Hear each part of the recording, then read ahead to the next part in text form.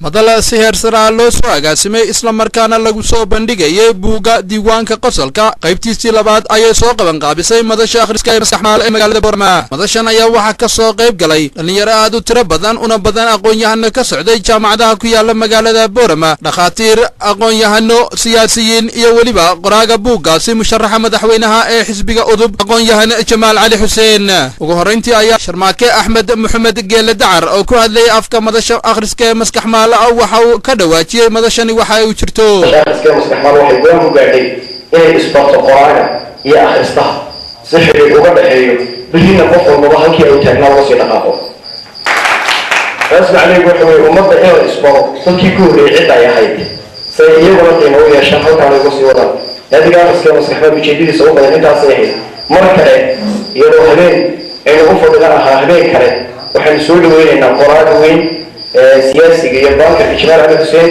idinka inaanu soo ejibteen dalabkan idin dhanaya runtii aadkeeda wax weyn bay ka tahay. sidoo kale qaar ka mid ah xubnaha madasha akhriska ee maskaxmaal ayaa waxa ay soo bandhigeen faaqidaad ku aadan nuxurka uu xambaarsan yahay buugaasi madasha akhriska ee maskaxmaal habeennimadii xalay laga soo bandhigayay ee diiwaanka qosolka. shan qaybood qaybta hore oo si guud u dulmaraya sheekooyin qosol iyo mahadhooyin leh oo dhinac walba taabanaya. afarta qaybood kale waxaa moodaa inay meelo gaara xoog ay saarayaan. tusaale ahaan qaybta labaad oo kale waxay ku saabsan tahay waa sheekooyin ku saabsan murti sugaaneedka iyo siyaabaha suugaanta aynu adeegsano oo ay ka mid tahay dhegashada iyo ama suugaan xayirka. waxaa kaloo ku jirta qaybta saddexaad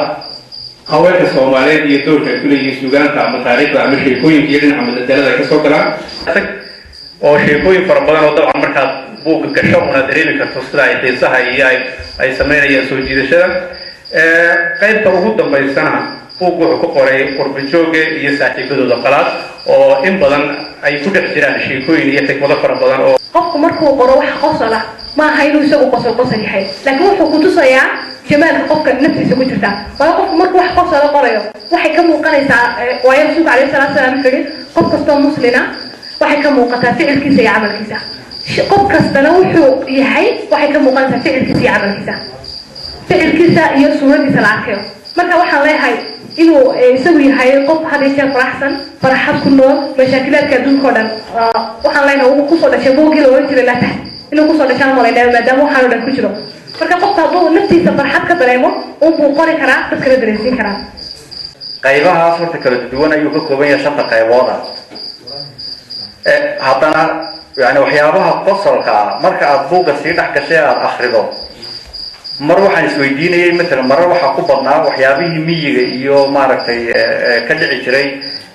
dadka waqtiyadii hore dhex mari jiray iyo waxaa kale oo buugga waxyaabaha yani markaan fiirfiirinayo soo jiita ka mid ahaa meelaha af Soomaaliga lagaga hadlo ayay waxyaabahani ka wada dhaceen. macnihii ma aha wax ka dhacay Boorama iyo Hargeysa iyo Burco iyo ka dhacay ma af Soomaaliga bariga Afrika intay dadka ku hadlay degan yihiin oo dhan wixii ku dhacay waxaan maleynayaa Jamaal safar dheer buu u galay. sidoo kale qaar ka mid ah ka soo qayb galayaasha madasha ayaa aqoon-yahanka su'aalo ka weydiiyey nuxurka buuggaasi. waxa kale oo ay soo bandhigeen sheekooyin kale oo xiiso badan oo iyaga laf ahaantoodu ay waayo arag u yihiin oo ku aadan dhinaca qosolka. musharaxa jagada madaxweynaha ee xisbiga udub aqoon-yahan Jamaal Cali Xuseen oo isaguna halkaasi ka hadlay ayaa waxa uu ku dheeraaday ahmiyadda uu akhriska iyo qoraalku ay u leeyihiin dhalinyarada. hamiga weliga baartay hasqoran haska shaki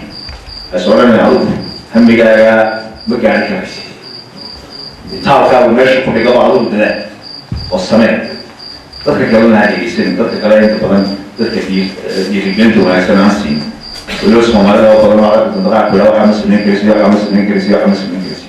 waad samayn karaysaa wax walba dadaal bay ku xiran yihiin tii ilaahay bay ku xiran yihiin qadarkii ilaahayna waa halkiisa oo qof walba dee bilaadan meel ugu talagalay ugu soconay. marka waxaan ku dhiirigelinayaa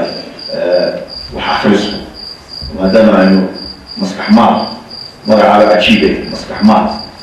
aynu la joogno in wax akhrisku qof walba maalin walba inaad isku daydid inaad ugu yaraan saacad wax akhrisatid. marka sii seexanaysid waad akhri karaysaa ama maalintii waad wax akhri karaysaa bal hadda saacado wax isku day marka dambe waxay kuu noqonaysaa caadi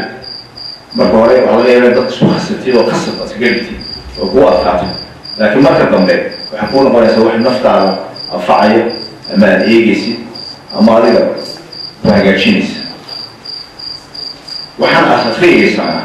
waa waayo aragnimo la soco laakiin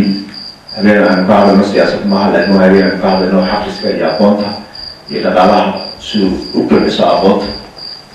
waddankana idinka ayaa future u ah idinkuna marka aad naftiina hagaajisaan